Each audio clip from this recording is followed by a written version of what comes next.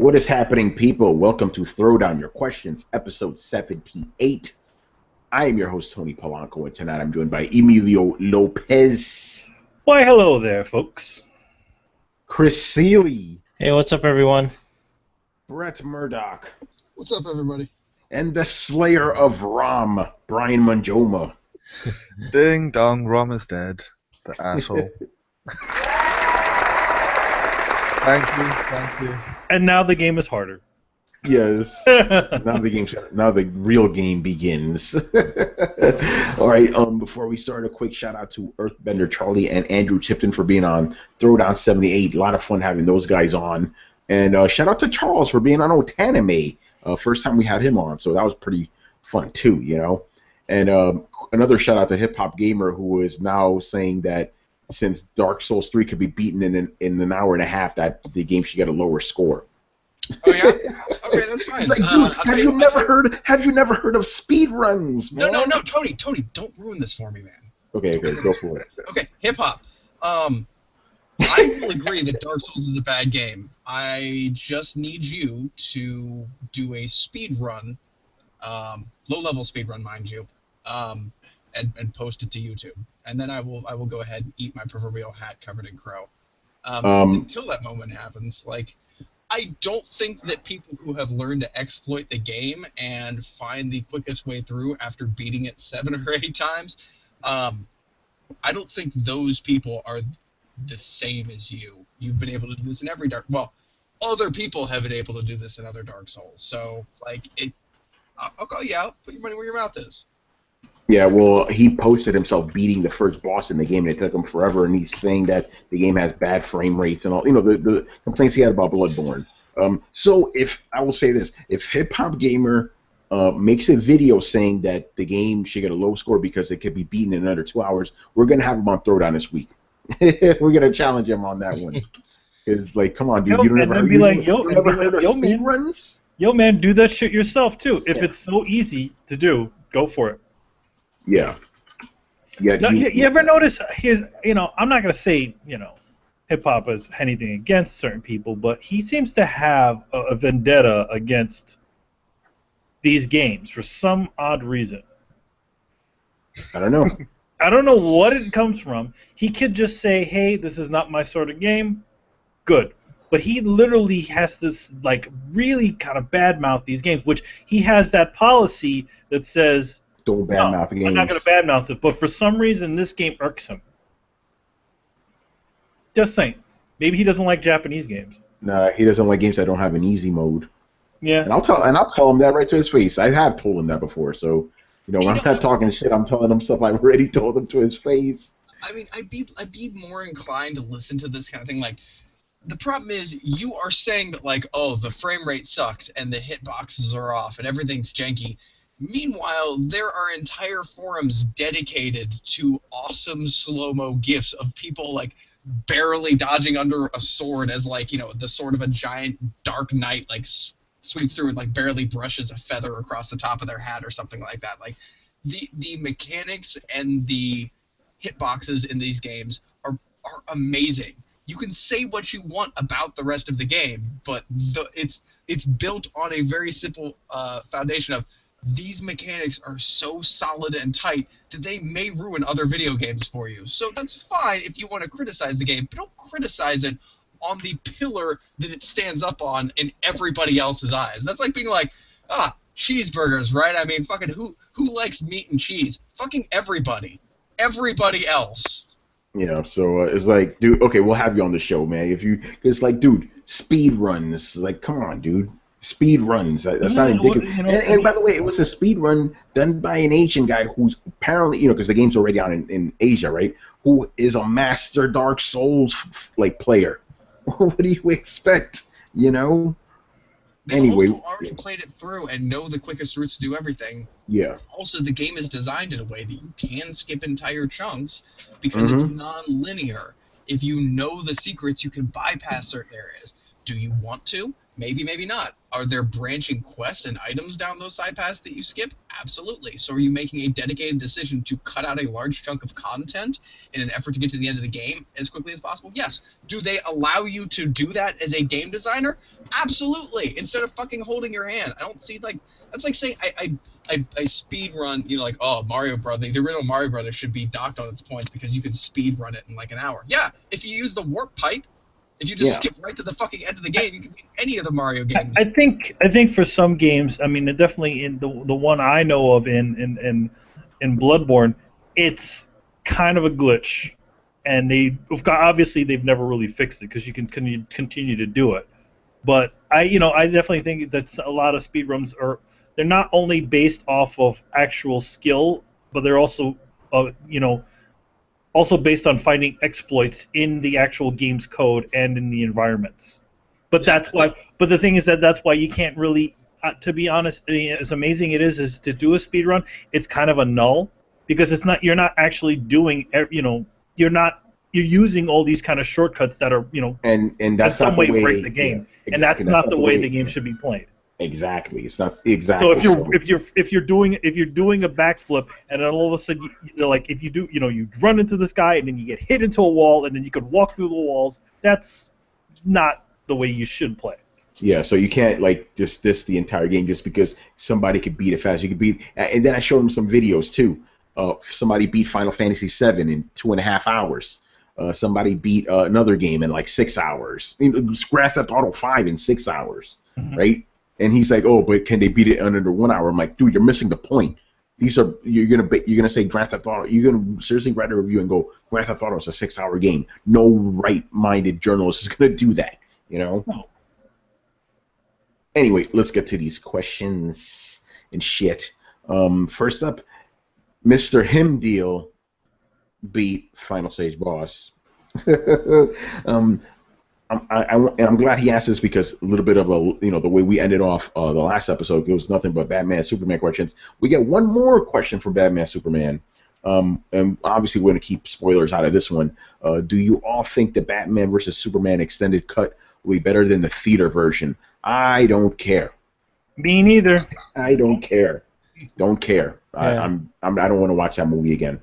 Yeah, it was long enough in the theater, man. Yeah. To be honest, I want to see the cut down version of Batman. I want to see exactly. I want to see the edited one. I'll watch that. Yeah, I want to see the edited version, exactly the hour and a half version. That's the one I want to see. Yeah. Without all that bullshit. We're not gonna say it, but without all that fluff. I feel like this is asking, is the home or cook at home line of products from Taco Bell better than going to the Taco Bell restaurant? Like you go into the store, you go into Walmart, and you see like, oh, taco seasoning from Taco Bell, cheese from Taco Bell, and tortillas from Taco Bell, and a convenient thing that I can take home and make myself. Is this really better than Taco Bell? Like, I think that's negligible, and I think at this point you're asking, is crap better than crap? Like, it's just it'll be more that you'll get that. It's just, what's your opinion on the thing that they gave you? Yeah. Anybody else have a different answer, or are we all in consensus here, basically? Yeah, it's an indifference, and if it's better, it'll only be because it fills in some gaps which are obviously cut out of the movie. There's parts you could tell that's like, this would be something else here, but it's chopped out. So if that is what you consider better, is that you're getting more information, then I guess. But I don't care. Brian, do you care? I'm just trying to think, what can they add in there, really? Like, what else is there to add to to this movie? More Wonder Woman? I don't care. Is it Wonder Woman being her, or is it Wonder Woman being like the art expert person that she apparently was in this movie? Because they have such great establishing skills that they just do that.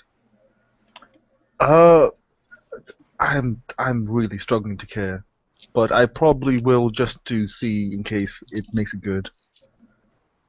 Oh yeah, and to all those guys that were like shouting at the rooftops about how well it was doing at the box office last weekend. It's funny how they've gone amazingly silent this weekend. I wonder why. Yeah, because I had what a 71% drop off in America, 82% drop off across the entire world. Oh, ain't that some shit? Ain't that something? Everybody, like I said on Twitter, everyone saw it who was going to see it, and that's it.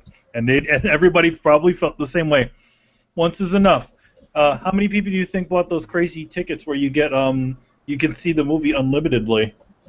Oh yeah! Oh wow! Did they actually have those? Yeah, they had $100 ticket that you could buy. You could literally watch Batman, Superman. Wow! Why would however you? many times you want to watch it. Why would you do that to yourself? Jeez. Yeah. Obviously, they thought they had something. Yeah. Apparently they didn't. Because people are just not going to this movie. They dropped the fuck off. The thing is that it's not a ride that you want to keep riding. It isn't at all. Deadpool is a fucking ride you want to ride over and over again. Yeah. I still want to see that movie again. Exactly. Didn't you say after you saw Superman, you were to see Superman, you just said just to clear your palate, you probably want to go see Deadpool again? Yeah. I really do now. And for that very reason, it's like, I feel dirty. I need to go see Deadpool. Yeah, right. Deadpool is still showing in theaters here alongside Superman vs. Batman too. I think that's fucking hilarious. Because they know people need to see that. The film Zootopia is still showing. Yeah, it's crazy. All right, next question. What are your thoughts on the upgraded engine for the next Telltale Games? Finally, they've been using that old ass engine since who knows how long. I haven't seen it yet. How's it look? Oh, I haven't seen it either. I just know they're making it, and I'm happy for it. Don't care. They need another one. That one runs shit. It's you know what? It's a pretty versatile engine, but it definitely shows it was made for mobile. Yeah. You look at Wolf Among Us, it looks good, but it doesn't look great. So they could. You know what? They obviously could. They could just make a new engine, or they could just use Unreal like everybody else is. Yeah, well, they're gonna make I think they're gonna show it for the new Batman game they're coming out with. Mm-hmm. So good, yeah, because I had problems with that. I mean, you were talking about frame stutters. That frame like. Oh yeah, whenever you did decisions, sometimes they'd have a little, like it would like skip around, like it forgot. Or the game would freeze. Or the game freezes, yeah. So yeah, I'm all for it. I haven't seen it myself. I didn't even know they were coming out with a new engine, but good. Anybody have any thoughts on this? I don't play those games. Okay. No, I mean, replace that janky old engine. Anything's got to be better with what they got. It stutters a lot. It's slow, and just age creeps up on it. I think a lot of engines should go. Bethesda, Fallout. Might want to upgrade that one too. Yeah. Right. Shit. Brian, you don't care about those games, do you? I don't care for many reasons. One, it's probably going to be the same game as Telltale does, so not giving a damn. And two, they'll find some stupid way to have the Joker in there, because you can't have like a Batman anything without the damn Joker these days, and that frustrates me. Suicide Squad. Yep, Joker. All right, moving on. Final stage boss. Here's a fun one. Have you ever liked a movie tie-in game? If so, which one? I'm gonna add in a couple. You remember Batman Returns, Super Nintendo? That was a good one. That was a good one. Konami. I liked the first two Spider-Man movie games from PS2. Those are fun, especially 2. That brought things to a whole other level. Open world environment. Yep. Mm-hmm. And then lastly, the one I'm pretty sure a lot of us are going to pick, the Wolverine game, the game that was better than the movie it was based on. Oh, way better. What about you guys? That movie made me so mad, I think I refused to play that game. Yeah, the game was amazing, dude. Didn't that film have Deadpool in it? Yes, it did have that. Ryan Reynolds as Deadpool. Oh, yeah. That movie was the reason I was like, this new Deadpool movie's going to suck, because I saw him as Deadpool, and he was fucking terrible. No, that wasn't Deadpool. Whatever they turned him into. I was skeptical up until the beginning credits. I was like, I don't know if this is going to work. Didn't you? That was also a film that got leaked online, and everybody watched it and went, "Oh God!" Everyone was like, "Oh, glad somebody did me the favor and posted this thing online." That movie has a pretty low drop off. I mean, pretty high drop off rate, but it's not as high as Batman Superman. Just had to throw that out there. Let's see. For me, I have to say the Spider-Man games. I would say I never played the Wolverine game. Let's see what else. Yeah, Batman Returns. The Aladdin game. Oh yeah, that's for right. Genesis, not the Capcom one. Yeah. By the way, even though it wasn't a great game, I did enjoy the Jurassic Park game on Genesis. You got to play as a raptor. No, that game That's right. Not bad. I like that. I know me and Krista go back and forth because she loves the Super Nintendo one. You know, the top-down one? The one with the first-person section? With the first-person mode and the elevator music. That one glitched on me. By the way, that's why I stopped playing it. You know how it glitched on me? I got out of an elevator, door closed, and it's like my clothes got stuck on it because I couldn't go forward anymore. You know? I couldn't get out of the first-person area. Like, it was just stuck in there. Oh, yeah. Actually, here's one. This is one I like, and it's not exactly a great game, but I liked the 3DO Demolition Man game, where it was an arcade shooter, and then it would turn into a side-scrolling fighting game with Wesley Snipes and Sylvester Stallone. Wait a minute, I played that. That was a fun game. By the way, since we're not exactly going with great games here, I actually like the stupid Die Hard trilogy game on PS1 and Saturn. It was stupid, but it was fun. Yeah, that one where it was like, I think that game was actually based on something else, as I remember. It was another game that they turned into. Yeah. I think. Oh, you know what it was? It was it was an update on Streets of Rage that game started out as. Yeah, but it was weird because it had car driving segments. Like every because there was 3 of them, right? Every game had a different sort of mechanic going on. I liked. I remember there was this old strategy game, Dune 2. Oh shit! Yeah, that was a great game. That was a great strategy game. That was the beginning of Command and Conquer. That game started all that. Also, the Chronicles of Riddick. Butcher Bay. Butcher Bay. Yeah, that's a good one. Yeah. Better than the movie. Shadows of Mordor count? No, because there was no Lord of the Rings game at that time. Yeah, it's still tied into the movie franchise. No, it's tied to the books too. You know what else? The EA Lord of the Rings games. You remember those were fun. Yeah, those were fun. Yeah. It's literally Golden Axe. Yeah, basically. Aragorn. Yeah, those were fun. Oh yeah, that reminds me. Okay, almost forgot about GoldenEye for GoldenEye. Yeah, that's right. That's right. People would probably get pissed at us if we forgot about that one. GoldenEye. Brian, what about you, man? Did you like those Iron Man games? Oh God. They were disgusting.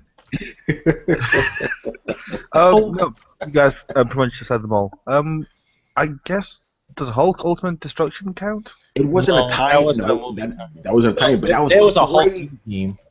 Oh, yeah. That was terrible. You had to sneak around as Banner and stuff. Yeah. Yeah, but Hulk Ultimate Destruction was fucking great. That's the only reason I bought, or not bought it. That's the only reason I played Prototype. Prototype was nowhere near as good as that shit. Told you, man. Personally, I thought that whole Ultimate Destruction game was kind of schlocky.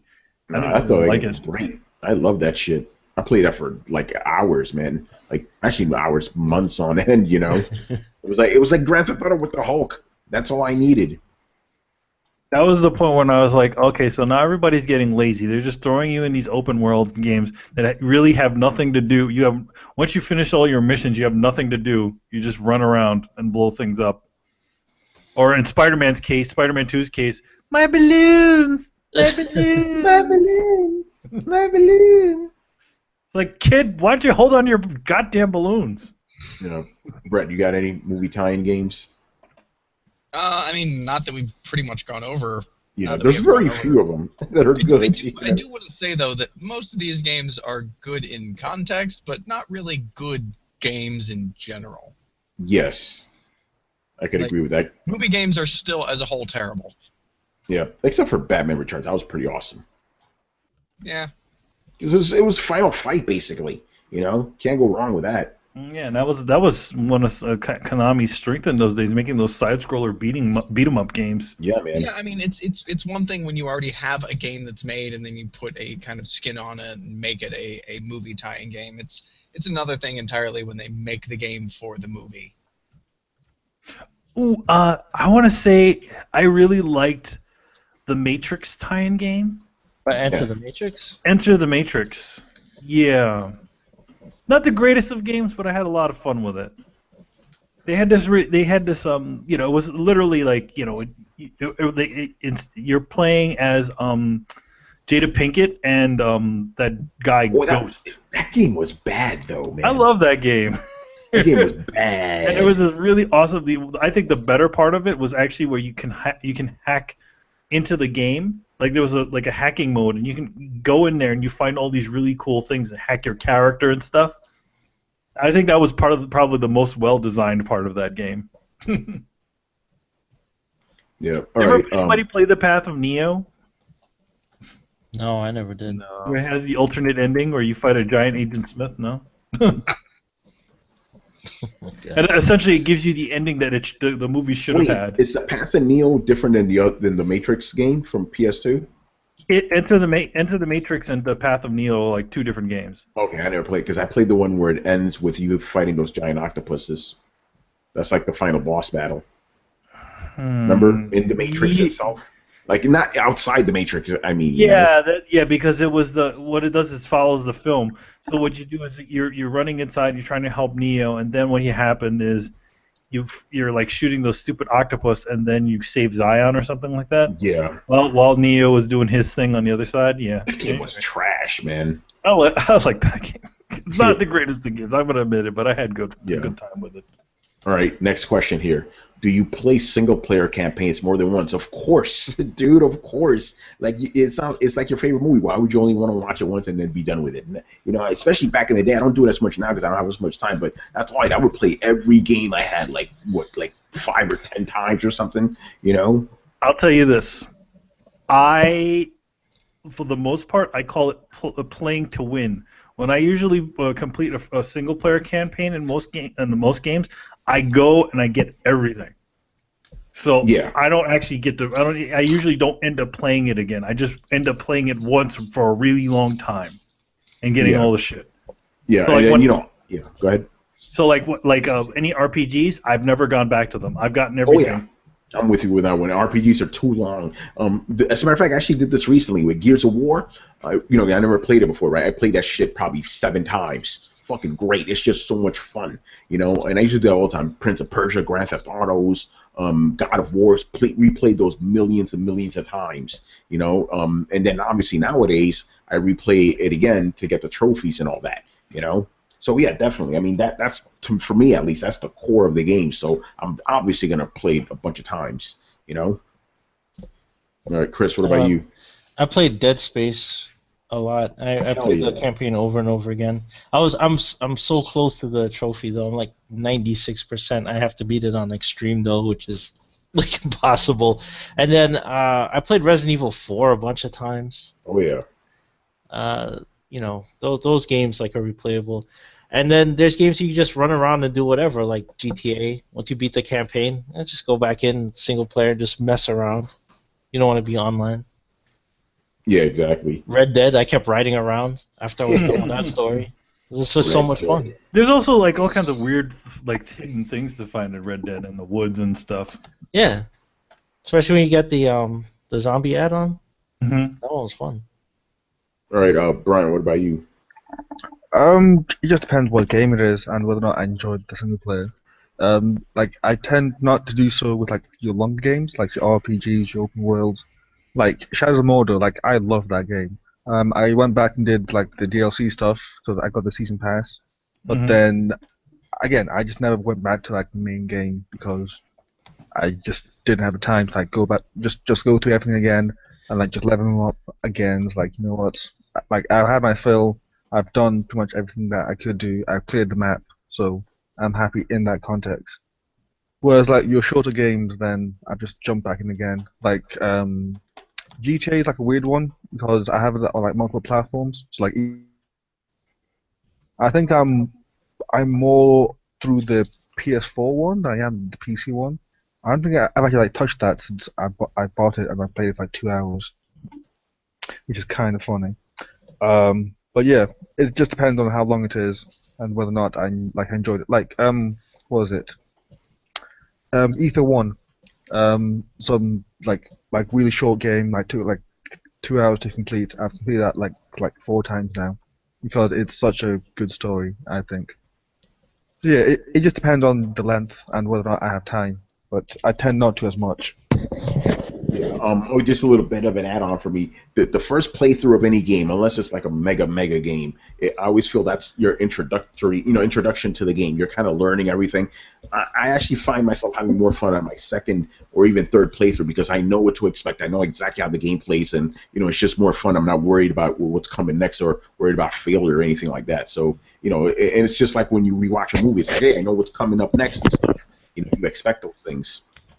It's fun. Anyway, Brett, what about you? I generally don't play a lot of games the second time.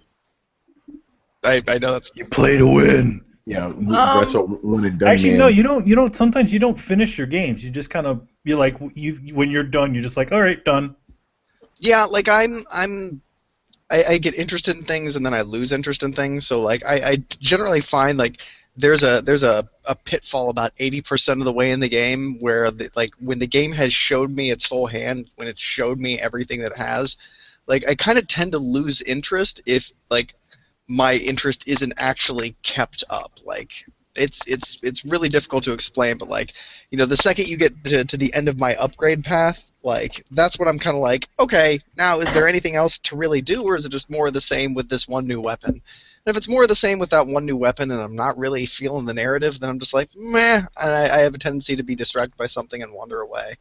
But even then, like, there are certain shows that I'll watch over and over again, and those tend to be, comedy shows. But like, I don't read a whole lot of books over and over again. I've read the Discworld series and Hitchhikers time and time again. So, I guess the correlating factor is humor. Lends a lot to taking something in again, whether it's playing something or watching something or reading something. And there's not a lot of humor in games, so especially single-player campaigns, there's not a lot of like big moments. It's all rooted so much in drama and these big reveals. And a lot of times, a single-player narrative, it's like the gameplay isn't really stellar, and so they hook you in with the narrative, or they hook you in with exploring the world. And once I've done that, I've done that. There's a few key differences. All of the Souls games, and I have a feeling that's because they've been engineered to be played over and over and over again. Not necessarily even the whole game, even though there's definitely a new game plus mode, but in the sense that each stage that you're trying to play is an obstacle course, and so it's not like you jump on the monkey bars, fall down, and you're like, oh, that was fun. Like you're supposed to kind of train and get better at it and see how well you can do at it. So that's the nature of the game. Open world games I'll play multiple times. Like I'm on my second playthrough of Fallout right now, and I'll probably play through it a total like 2 more times after I'm done here. Once with each DLC, because I can take different environments. I can build a different character. I can see different things and make different decisions and see how they interact with the world. So there's more content there.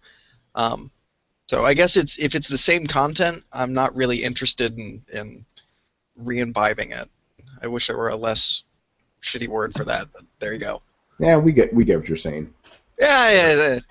I hate using the $10 version if I don't have to. Yeah, sometimes you got to use a $10 version, Yeah. Or the $20 version. Mm. All right. Last question for Final Stage Boss. Do you have a right to complain about and criticize a review of a game that hasn't been released yet, even though you haven't played it? I'll never understand why people do this. I don't know. Obviously, you have a right as fucking America or the Western world. You can say whatever you want, but you're gonna look pretty stupid. And I know what he's getting at because people are complaining about the reviews that Quantum Break is getting because GameSpot, but not GameSpot. This is how old I am. Jeff Gerstmann from Giant Bomb, who used to be at GameSpot, he gave the game. Yeah, I always get those confused. He gave the game a 4 out of 10, right? Everybody else, everybody has generally given the game an 8 or a 9 out of 10, right?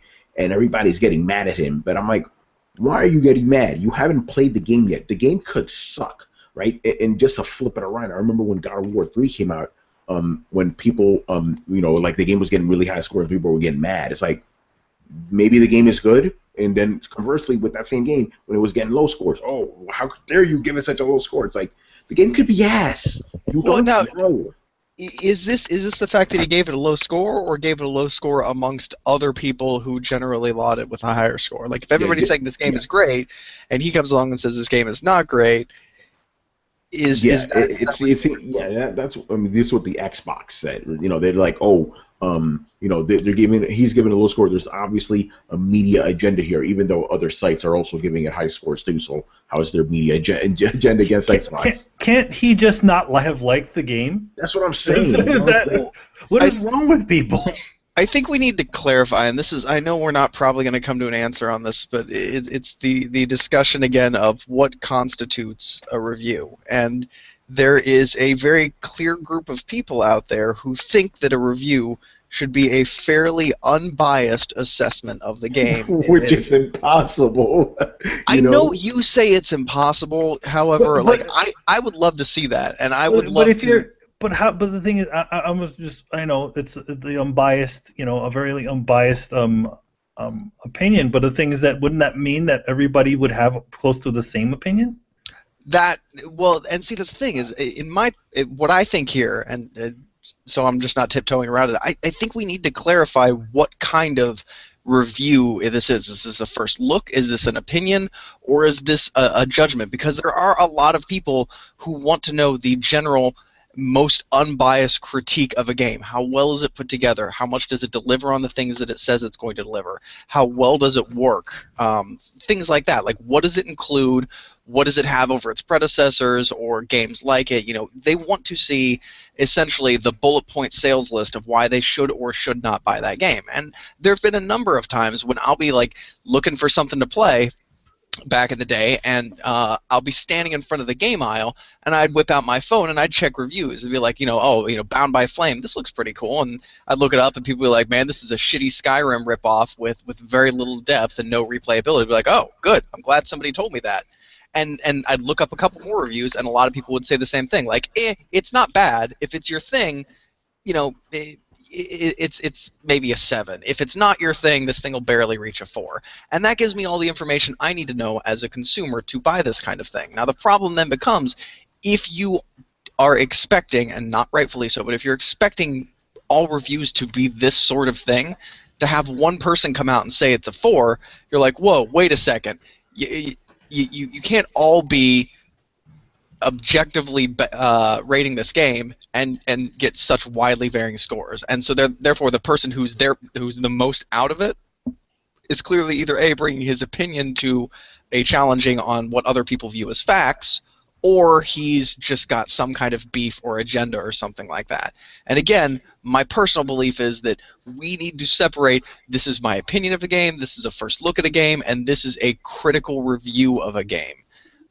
Like, and just as the same way, like Manny and Chris probably both understand, like an artist critique, like a peer evaluation of some work that you've done is both a review and unbiased. And there are people who want to see that same objectivity brought to game reviews. So I don't think it's impossible, because I've seen people critique art. Here's the thing, though. You can't, even those guys that critique art, they're still bringing their biases to it. You can't take that away from a human. I'm going to quote Manny right now. This is an unbiased review.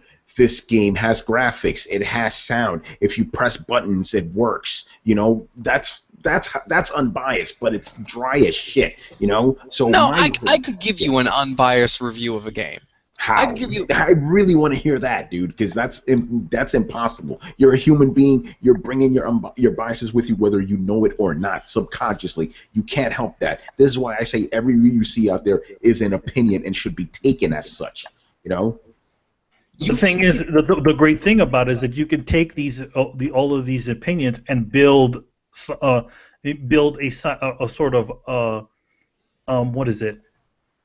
Build kind of a rep sheet for it. It's like, okay, what did this guy say? Oh, well, he said that this thing was good, but the story was a little bit weird in this sort of section, and this and this and that, and the control was good, and blah. And you look for whenever I would do sorts of reviews, I would always go to multiple sources to see what similarities and what things that I like. I read every single one of them, and I'd be like, okay, so there's the similarities here. What is going on here? Oh, this one guy mentioned something that one of these other guys didn't mention. What's that about? I mean, to me, you can't just go to one person and say, "Oh, hey, that's the guy." Yeah, I mean, Tony, unless that guy has a track record, because people do that too. Like if there's a person out there that you generally agree with, then you should probably go to them. Dude, go ahead, I reviewed I think it was the Untouchables for STOF play.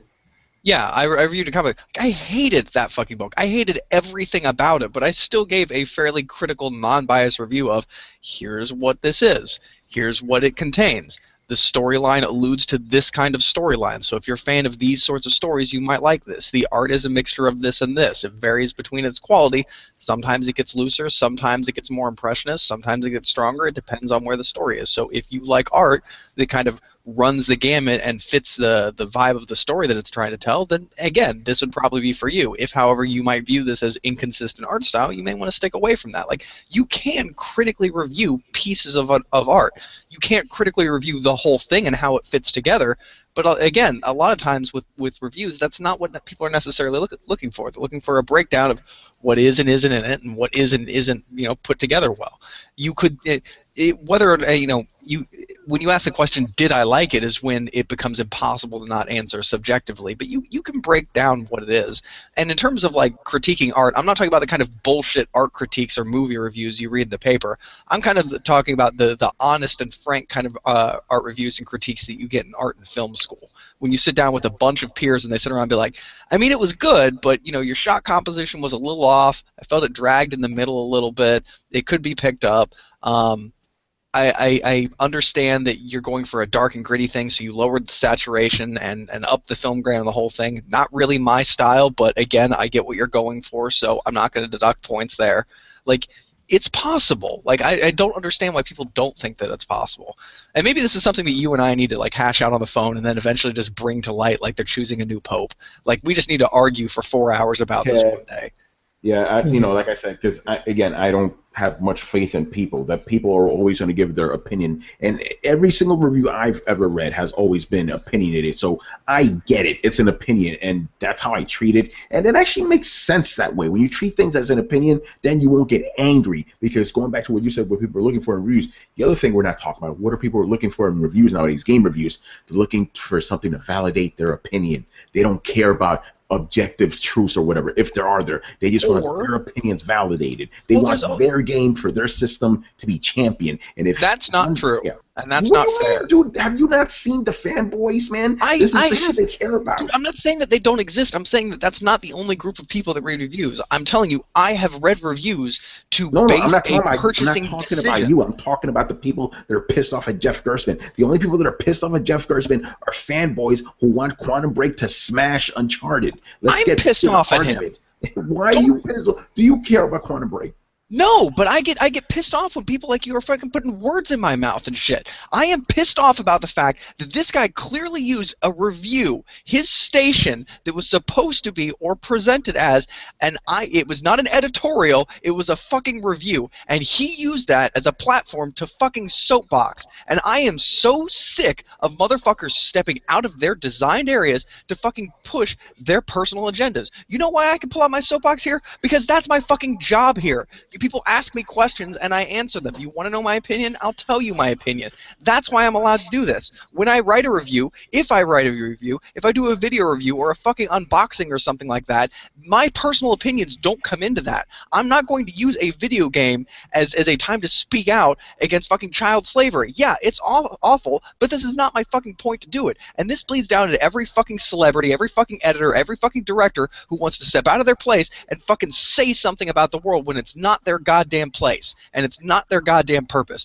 Review the goddamn game, leave your personal agendas at home, and move the fuck along like a goddamn adult, because that's how the rest of us are acting. And when you don't, you're just a big fucking crybaby that pisses off everybody around them. I realize the world may not be what you want, but you can't go around professing and trying to shout this from the rooftops until everybody makes it yours. To be fair, Jeff Gerstmann didn't bring any political bullshit. I know what you're getting at, like Polygon reviews. They inject stuff like, why are we talking about this? If you read Jeff Gerstmann's review, he just said, hey, this game isn't that good. That's what he said. I'm like, okay, that's what you thought. You didn't think it was that good, But my only, the only thing I would say is like, okay, Jeff Gerstmann in the past has stated he doesn't like third-person shooting games. Why are you letting this man review this fucking game? He doesn't like these type of games. He's incapable. He is incapable of offering you. That's like having me review an RTS game. You may not want to do that, you know. No, it's like having him do reviews at all. He's incapable of doing a proper and unbiased review. And if he cannot, it's just like tattooing. If you can't tattoo a good tattoo 10 out of 10 times, if you can only do it 6 out of 10 times, then you belong in your friend's fucking living room doing the tattoo. Because consistent good work is what is expected of you. And to just every once in a while fly off the handle and go so far out of the stream, like, if you don't dislike this game so much, write a fucking editorial about it. Don't review it. Don't review games if you can't look, but like, I don't like a lot of fighting games, but if you ask me to review the new Tekken, I do my damnedest to give you an impartial review. And the people that like Tekken aren't going to be like, oh, this motherfucker doesn't know what he's talking about. I'm going to try and learn, because that's my fucking job. If you open your mouth and something comes out of it, have it be an educated something. The fact that he is so far off the mark with everybody else just screams that there is something else going on here. And I'll grant you that he is tapping into, both with me and with other people, a rage that has been simmering, because there is a lot of people sick of seeing people's personal agendas put into stuff. I'm pretty sure, for all the talk we have about how much people want to hear somebody's opinion on a game, that's for a handful of people. As far as I know, Tony, that's like you, Total Biscuit, Yahtzee, and like a handful of fucking other people. Most other people don't give a good flying fuck what your opinion is. They want to know the facts, and they want to know the information at a cursory glance so that they can move on. And then they can get the forums and wage war with other fanboys, and that's where opinions can come from. But when they're looking for a review, or when they're looking to figure out whether they should buy a game or not, they're not looking for somebody's personal opinion as how it relates to childhood trauma that they went through the kaleidoscope of all their personal experiences. They want to know whether the game is a piece of shit or not, and that's what they want to know. And I, amongst other people, I will admit again, have a hair trigger about this kind of thing. But you know what? Just review the fucking game, jackass. Just review the fucking game, write an editorial about it if you've got opinion, and let's all move on. Or very clearly label, this is my opinion. But there's a reason why there's a difference between like news, reviews, and editorials, right? These have clear and defining lines because they're supposed to be clear and defining things. And y'all are muddying up the waters. That's not fucking helping anybody. In fact, it's just pissing off the rabble. Yeah, I mean, that's one way of saying it. Like I said, I do not get mad at reviews because I see them for what I consider them to be, somebody's opinion. Just because you have low expectations doesn't mean they're not fucking up. Yeah, I mean, you know, you could be right. I'm not saying that, but I'm just saying once I started seeing reviews in that light, I haven't had any problems with them. I don't give a shit. Anyway, Chris, what do you make of this? Should people get mad at a review for a game they haven't played yet? No, I think it's whatever his biases or whatever, and I do agree with Tony. I think everyone has a bias going into review stuff. You're going to have different experiences and different ways of looking at games and different things you like and dislike. And if you get put, let's say you hate RPGs, right? Would you give a guy Final Fantasy 15 when they like hate JRPGs, right? What do you think his review is going to be? Probably not going to be that good, right? Because it's already a low bar. But can't a person look beyond their own biases? Can't you be like, here's a cinnamon roll, be like, well, I'm not a huge fan of sugar, but I'll try this, and it'd be like, you know, for a cinnamon roll, considering that I don't like sugary things, this is pretty fucking good. But the thing is, again, most people can't get past their own bias. Yeah, most people don't. That's well, those people shouldn't be reviewing shit then. Well, the thing is that's gonna be mostly there's gonna be like one or two people out there. Exactly. The thing is that in general, you bring, you know, whenever you do anything, you bring, even if you're not thinking of it, you're bringing your own swing on some things. Whatever experiences that you had, you may not be, you know, you may not be writing it in the goddamn article.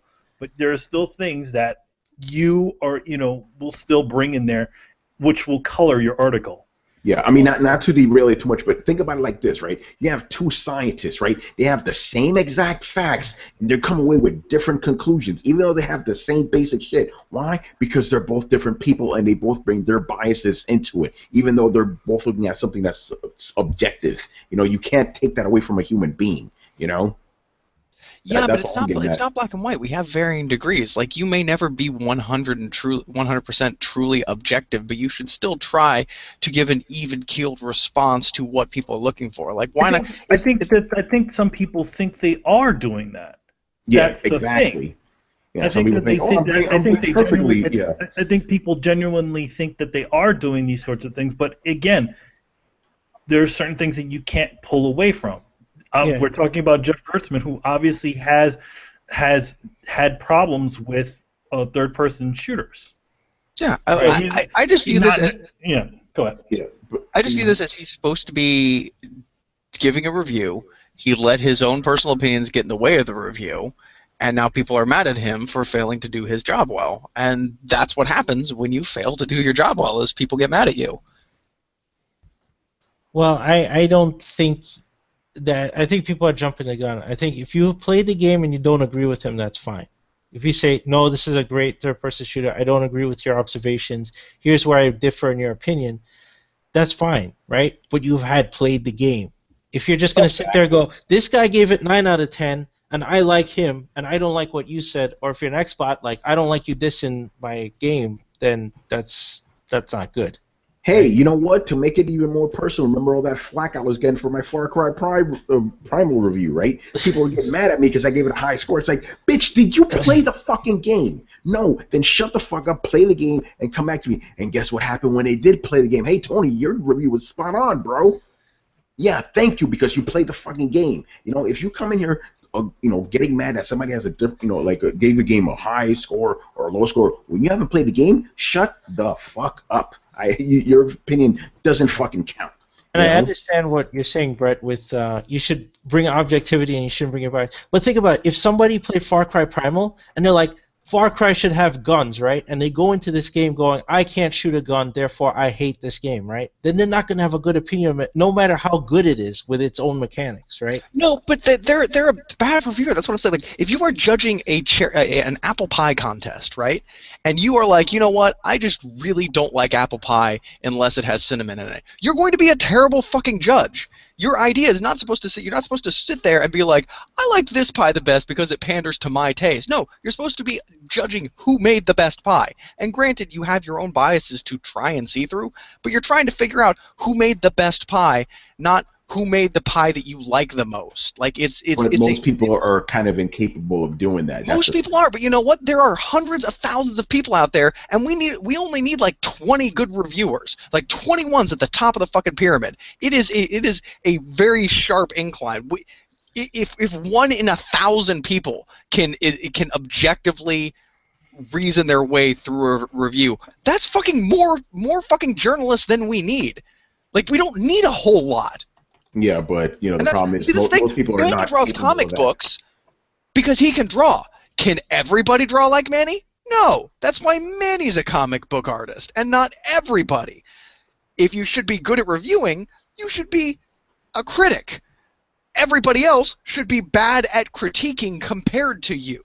Like, there's just the fact that every asshole has the same weight to their voice is part of the fucking problem here. Yeah. Anyway, Brian, what's your take on this? We got to move on. We've been on this one too long. Yeah, pretty much. I agree with Chris. Like, if you haven't consumed the media, then there's no point arguing about someone's critique of said media, because it just makes you look like pretty damn dumb. Yeah, pretty much. It's a weird sort of thing. I've never gotten annoyed at a review, because I just feel like especially when a game hasn't come out yet. I mean, I think wasn't a lot of the Order reviews really early? Yeah. And to me, I kind of already made the decision that I wanted to pick it up because it looked like something I wanted to play, and I was very happy with it, despite the bad reviews that it got. Yeah. But yeah, people's like, if you haven't played the game yourself, don't worry about fucking reviews, seriously. Actually, don't worry about reviews in general. Form your own fucking opinion. I feel like this. If you are going to use reviews to gauge your buying, which a lot of people do, I would say go to multiple sources. Don't just stay. I mean, yes, okay. You have. Let's say Jeff Gertzman is your most favorite reviewer. I would say try to get a couple of different perspectives and kind of build, a picture. Because there might be a good review that has things, content in it that about this game that you don't like. So it's always best to go and read those reviews and say, okay, I've got a pretty decent picture of it, and it still sounds like something I want to play, or I have this, or it's not something I want to play. Yeah. All right. Read Steam reviews. Yeah. Seriously, like, 1 out of 10 Steam reviews, and you can always tell them because they're the lengthy, concise ones, are great neutral breakdowns of the pros and cons of the game, and they generally factor in whether or not if you like this kind of game, if this is for you, and they'll cite other games that have similar mechanics. They usually say if you were a fan of these games, you'd be a fan of this. Here's what's different. They're incredibly neutral, incredibly detailed. So even if the game is for console, pop onto Steam, look at the user reviews. There's usually one concise motherfucker in there who does a really good job. Oh, you just between the guys that go, this is shit, this is not even fucking game. Yeah, but it's like a stream of crap with some gems floating in it. But you can tell, because the streams of crap are like 3 sentences long, and the longer, concise ones, it's like a bunch of Neanderthals screaming about fire, and then one guy steps up and be like, well, the geothermic energy coming from the vent over here is plenty enough to keep us warm if we build a domicile on top. And you're like, that guy, listening to that guy. Yeah, Brian, what were you saying, man? Or you can get the really bad ones. That will just be some random review about some nonsense. One of them was actually a cooking recipe on how to bake cakes, and that was just Steam review. Simply because he could, and that's fair enough. But the best part is that you can actually see how many hours the person has played into the game, so you actually have a nice perspective. So it's not just some guy played 0.1 hours and he says it's bad or it's good, and then you just know okay, something's up. Whereas some guys played 2,000 hours, then you know, okay, this guy has a good grip on what's going on. The best one was some guy played 4,000 hours of Skyrim and said it's okay, I guess. Wow. Right, let's move on here. This one is from a guy called Badger Bites, who is actually Kristen's friend. He wants to know what we think of the Netflix Voltron series. I'll go first. Well, first of all, what is it? And second of all, I probably don't care that much because I'm not a fan. It's a Voltron series from Netflix. Literally, that's what it is. Yeah, it's a CG show. I think it's been done by DreamWorks. Yeah, probably don't care that much. Again, nothing against the franchise, just never be my thing. This isn't even anime, right? No, it's not. Yeah, skip it. Go watch Goal Line. It's an adaptation of an adaptation, pretty much. Yeah, basically. Think about it like this, right? Because you had Goal Line, right? Mm-hmm. Then you had Voltron, which is adaptation, heavily edited. Now you're getting an adaptation of that. Mm-hmm. Yep, I'm not interested. Skip it. And then it's CG too. Yeah. And I see what they're trying to do. They're trying to make it look like animation and stuff like that. It's at the same time, just hire an overseas studio to animate the thing. But you know what? This is going to be the third time in our lifetime that Voltron has been redone. Oh, really? Yeah, there was another CG. There was another one. Oh, yeah, that's right. Yeah, no, skip it. Skip it. Don't care. I was just telling Rachel today, I miss this not Flash-based animation. We were watching Animaniacs today. I was like, man, just watching the mild distortions and the bends that they use when animating things. Everything looks so dynamic and smooth, and it flows really well. I miss those days. Everything feels like it's animated. It feels like it's made out of styrofoam. Does that make any sense? It just looks. This is why I watch anime. This is why I watch anime. Oh, dude, that shit's encroaching on anime too. No, basically, just stay away from the Flash animation. Flash animation is terrible. Stay away from that stuff. I do. Looking at the designs of the actual characters, they're actually pretty interesting. Yeah, but then I want to see them animated to see how that looks. I think they are animated. Actual real animated? I think they are, but here's the thing. I can't actually tell from this one still of all the characters, but I think they might be doing a combo deal. Where it's a CG robot and it's normal characters, because these guys don't look. Yeah, they don't exactly look like they're CG, but they could just be CG. Just they look good still. I've been awake with cartoons on in the background enough times to catch there's a Transformers series that's on right now that I get a bad feeling that's going to be kind of basing that animation where it looks kind of like anime, but it's done in Flash. Yeah. No, I mean some Flash done right looks good. Just but like the play of it is done wrong. But. Yeah, just like anything. If if they're using a lot of like that kind of cheesy keyframey stuff, and they're not actually drawing any additional frames, yes, it will not look great. Yeah. But I can't tell from these stills, but at least the character design looks okay. Yeah, the designs look good. Voltron CG, but that's to be expected. That's to be expected. I don't know. I'll give it a shot. Here's the thing. We got another Thundercat show, and that was decent, and that was all done by that was written by Western people. So but it was animated by the Japanese. No, it wasn't Japanese. I saw those credits, dude. It was designed by Japanese. I think the animators were Korean, though. I think you're right about that. It was a Korean company, but it was Japanese that designed it and stuff. So yeah. That passes the smell test a little, and not much CG. But I feel like at the same time, I feel like I would really much rather see. I mean, again, this is American design show. I would like to see just the Japanese just do their Voltron or to Go Lion or whatever. The funny thing about Go Lion in Japan, not even a wave out of that. Nobody gives a shit about it in Japan. Oh yeah, no one cares. Because it was never. I mean, they used to push out those like combiner robot shows like fucking no tomorrow in Japan. Yeah, so this wasn't anything special to them, I guess. No, it wasn't really. Go Lion was nothing really special. In fact, a lot of people would say that maybe the season after Go Lion or even the season before Go Lion were a lot better. That's also the same thing with Power Rangers. There's a lot of nostalgia with the Zoo, which was called Zoo Ranger in Japan, which is the Mighty Morphin Power Rangers, which is our first thing. But in Japan, they'll constantly show all the other Power Rangers around them because they felt that the ones before and after them were probably a little bit better. But the only reason why we have any nostalgia for it is because it was the first one. Yeah. All right. Next questions. Phantom Vash.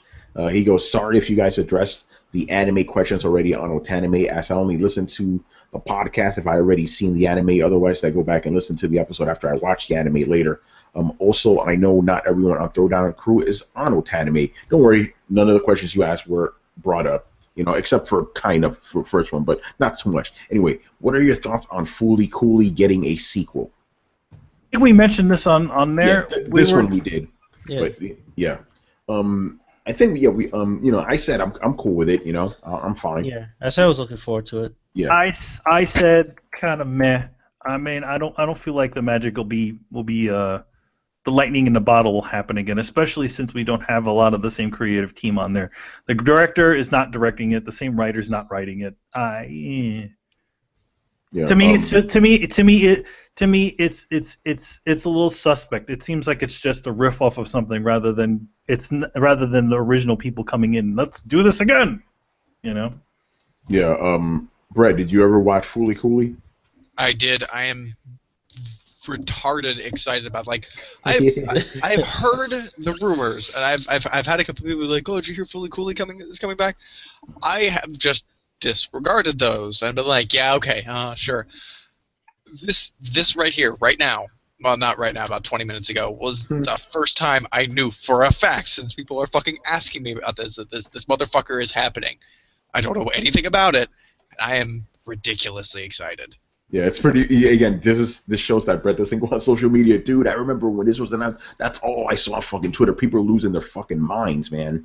So yeah, it's real and it's coming. Is it a prequel? How are they doing it? I don't know. They said it's going to be 2 more seasons, and it's going to be 6 episodes each. It's a sequel. It's essentially it's everybody older.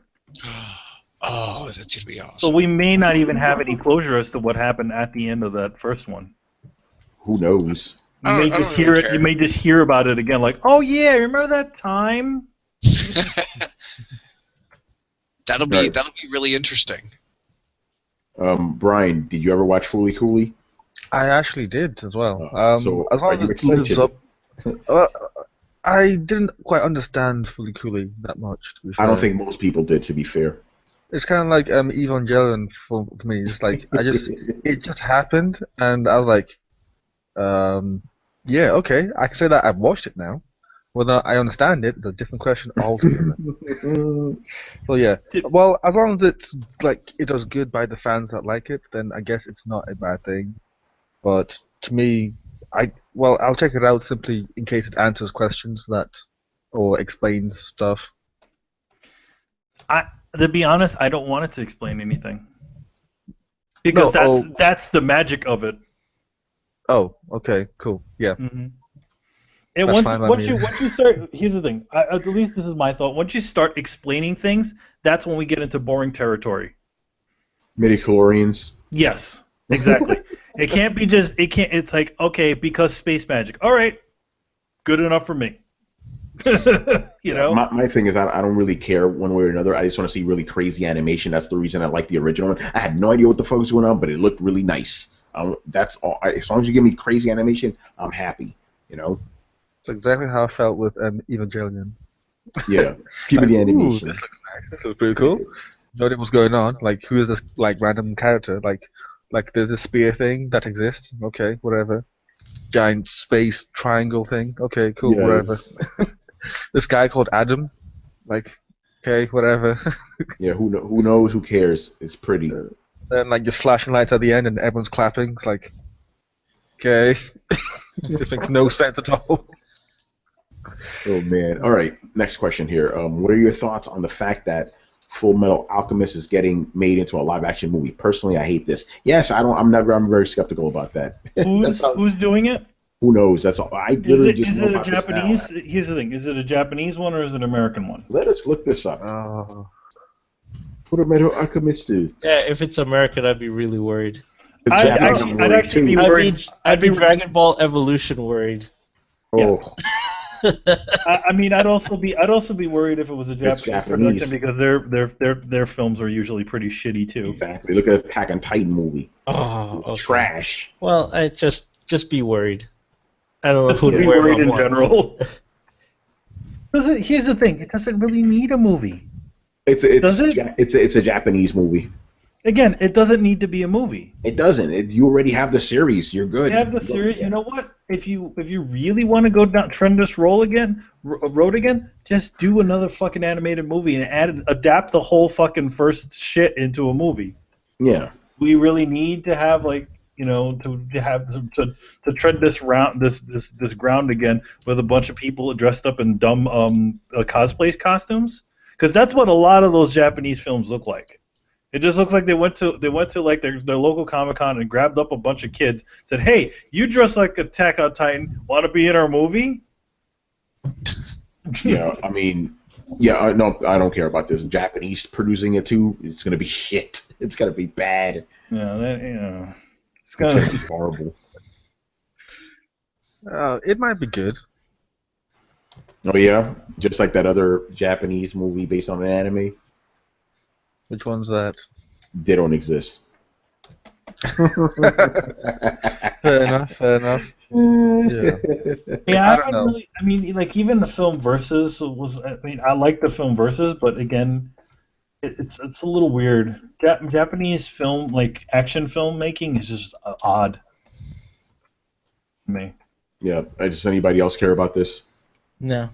Not really. I'm just turned off by all of this stuff. When I hear it like, oh, it's gonna get a live action movie, I'm like, oh, has anybody even seen the live action Death Note films? Oh, I saw clips of that. Looks bad. And then there was a Yamato one too, wasn't there? Yeah, there's the one that's there's the Yamato one that keeps fooling everybody into thinking it's the new Yamato series that's on in Japan. But no. Oh man. All right, and the last question from Fanabash, probably my favorite question of the week. What do you believe will be at the center of the universe in No Man's Sky? Peter Molyneux. I think he's going to be in the center of the universe. It's going to be Jonathan Blow. Imagine that Peter Molyneux. Oh, you have made it to the center of the universe. Here is a seed. Here's a seed. Because remember, he made that one game, The Cube or whatever, and you have to find out what's at the center of it. So I'm imagining the center of No Man's Sky is Peter Molyneux. What do you guys think? Obviously, it's my favorite question because he get really goofy with it. I think it's a trapped being pretending to be God. Yes. Oh no, Chris! I know what you're getting at. What would God need with a starship? What does God need with a starship? Or you're gonna find out that all the races in the universe were all born from one particular race and stuff. I'm not a Klingon. I'm not a Vulcan. Remember that episode, Chris? Yes. No, you're gonna find what's his face from Enemy Mine. Yes. Oh, God. Louis Gossett Jr. I was thinking about that movie the other day too. That movie was cool, man. I like that movie. You know what it is? It's like I call it a movie play where it essentially just takes place in one place and they're just constantly going back and forth over something. Yeah, I forgot. I was watching something like maybe a month or two ago, and I was like, man, this is some Enemy Mine shit right here. Because it was just that. It was like two people that couldn't understand each other, and they're trying to figure out how to communicate. Like it's not. It's Starbuck. Starbuck and Jalad. I think That was Enemy Mine too. If you think. Oh yeah, about that was totally Enemy Mine. Totally Enemy Mine. Yeah. There's gonna be a giant space fetus like 2001. Yes. That's where it lives. Center of the universe. Actually, the center of the universe is gonna be Joe Danger, the original, the first game that those guys made. Yes. Joe Danger's hanging out in there. Joe Danger's gonna be in the center of the universe. Oh man! Hey, look at that! I just realized my underwear's on fucking camera. What the fuck? I'm like, what the fuck is that behind me? I'm like, oh shit, it's my underwear. Don't get it twisted. It was just fucking shorts. Anyway, Brian, what's going to be in the center of the universe in No Man's Sky? Yeah, my controller is back there. Look at all this shit back there. Yeah. All right. Anyway, go on. Tony's underwear, apparently. Yeah, buddy. Jordache in the house, son. Yo, man, those are some big ass underwear. I got a big ass, dude. Look at these. Jockey. Anyway, come to throw down your questions and see Tony's underwear, Stu. These are my new. I just bought these a couple months ago. These are nice and new, man. Anyway, go on. I don't even know what the question was anymore. What's in the center of the universe in No Man's Sky? My underwear. I don't know. I really don't have a funny answer, to be fair. I was just thinking that it'd be funny that if you get there and then the game just turns off and then like deletes like all your saves and then that's it. Yeah. It'll be Jeezy in the center. You have found the center of the universe. Now find it down in the center of the universe. Oh man! All right, I'm getting stupid. All right, Brett, what's in the center of the universe? Quantum supercomputer. Yes. I'm controlling like Hitchhikers? Like Hitchhikers or that one episode of Futurama where Bender meets God. Oh, that was awesome, yeah. So, like, I think they'll probably try and give you some grand epic reveal, and that grand epic reveal might be that the center of the universe is a grand supercomputer, and you are part of its computer algorithm, and everything that you've been doing has been for a purpose. You can't just come to the center of the universe and not have a big reveal. Like, it'd be like, and it's a zoo. Okay, well, that was stupid. What if it's nothing? Yeah, it's nothing. Maybe it's a wormhole that teleports you to the outside of the universe and starts you over again. Like maybe like it's nothing, and then the game just like is there just to waste your time, and it's like meta about how fruitless your efforts are in this world. When at the end there's just nothingness. And in the end, there was vast fields of nothingness. I'm sorry, I'm yelling at Hip Hop Gamer right now. He's mad at me. Uh-oh. What's about He the whole goes, like he, Dark Souls 3 yeah, thing? he goes, I don't do exceptions for me. Either it is or it ain't. No gray areas. That's opinions become scapegoats from facts. I'm like, do you not know what speedruns are? Ask him to complete the game in like what was it like 2 hours and a bit? Yeah, Yeah, he's if being he silly can now. complete the game like that fast, then his opinion's valid, I'd say. Yeah, exactly. All right. And the last question here. Actually, no, that's it from Fanback. So moving on to QT Branch. Hello again. Thanks as always for answering my previous questions. So I'm throwing a few more your way. All right. As always, he always gives them a title. Going for Glory. With the unofficial announcement that GTA 6 is currently in development, what would you like to see brought back from earlier games, and what would you like to see removed? Very good question. First off the bat, I want import-export missions put back in the game and single player, not this online bullshit. Because I really did miss them from GTA San Andreas. Yeah, those are fun, actually. Yeah.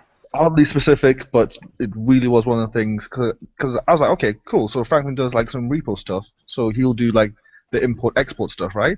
Nope. Yeah. It's all online. I'm like, why? Yeah. Molotov cocktails put back in single player. I really do miss them. Wait, that wasn't in single player? No, it was online, but you had to get the care package to get them, and it's like, why? Just let me buy them from the shop. I guess the invincible tank is one of them, because I wasn't really a fan how like the Rhino could be destroyed, but I guess it makes sense in online. But still, just like invincible tank like rampages was just so much fun. And I think that's about it. Yeah, rampages in general, man, those are fun. Bring that shit back. What would you like to see removed? There wasn't really much that like frustrated me from GTA 5, to be fair. Like GTA 4, from 4 to 5, they did like a lot of stuff right. They brought back like a whole bunch of stuff. They brought back a whole bunch of stuff. Like I can't really complain, really. The only thing that I can think of is making your character fat. Yeah. That's literally the only thing I can think of, to be fair. Yeah, I don't know. I can't really answer that part. It's like they don't really have anything I wish was gone. As far as you kind of said it all. I want those rampage missions back. Those were always a lot of fun. And this may sound kind of weird because GTA 5, they kind of let you have the entire world right at the beginning. I like the early games where they segmented you, in a certain part of the game until you made it to the next story point. You know what I mean? Like, it kind of gave it a good sense of progression. Like, okay, I'm in this island now. That means I'm halfway through the game. Oh, I'm in the final island now. Here's the third act. So that's just for open world games in general. I kind of wish they brought back that segmentation thing from before. But that's just a personal thing. But other than that, yeah, bring back the rampage missions, man. Those were fun as shit. All right, what about you guys? What do you want GTA 6 to bring? I want them to do the RPG elements where you actually have to do things to physically alter your character's appearance. Yeah, those are the fun. CJ stuff, right? Yeah, that's San Andreas. Yeah, those were fun. I like those. You get fat eating burgers and shit. Yeah, like you get fat eating burgers and say you have to ride your bike around for a while. Like that was cool, and it gave you another thing to do, another way to focus on your character, and especially like if they integrated that into the next iteration of GTA Online. Like, you need to give people other things to do than just running around blowing up other people's cars. And the cool thing about that is, like, you fight some people, you eat a bunch of cheeseburgers to, like, get your health back, and now you're fat, so now you need to go, like, a certain amount of maintenance helps keep a game alive longer, I've found. And I think that's something that I think should bleed over from survival games a little bit. Like, found an awesome gun? Oh, that's great. Like, is there a chance that you could lose it or break it and have to repair it? Like, yes, that'd be great. It sounds like it'd be a pain in the ass, but I've argued many times for minutia in video games, and a ceiling to stop you from the inevitable power creep. I think what we're saying is like, what I want restored, San Andreas. Yes. We want back all the craziness from San Andreas. I actually like the having territory from that game. Yeah, that was cool. Got to take it back. Because it gave you some sort of like management. I know Brett, you like that, having encampments and stuff like that. So bring that back, like expand on that. Dude, I'd love to assault other people's territories. Yeah.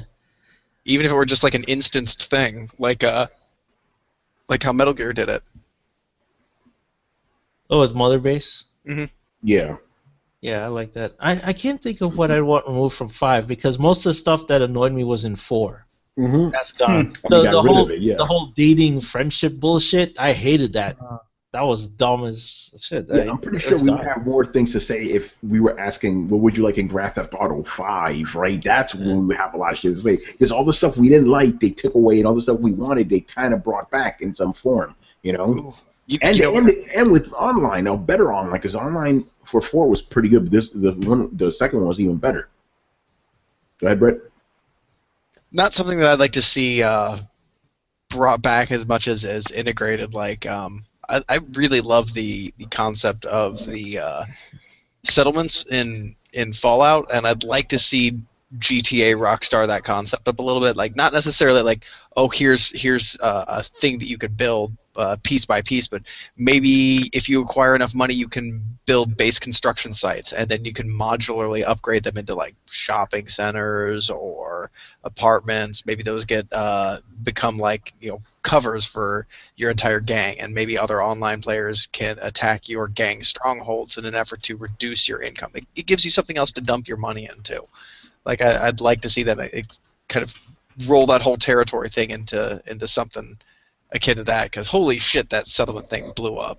I don't think anybody anticipated that to be as popular as it was. Yeah. All right, moving on here. Next question: 2D or not 2D?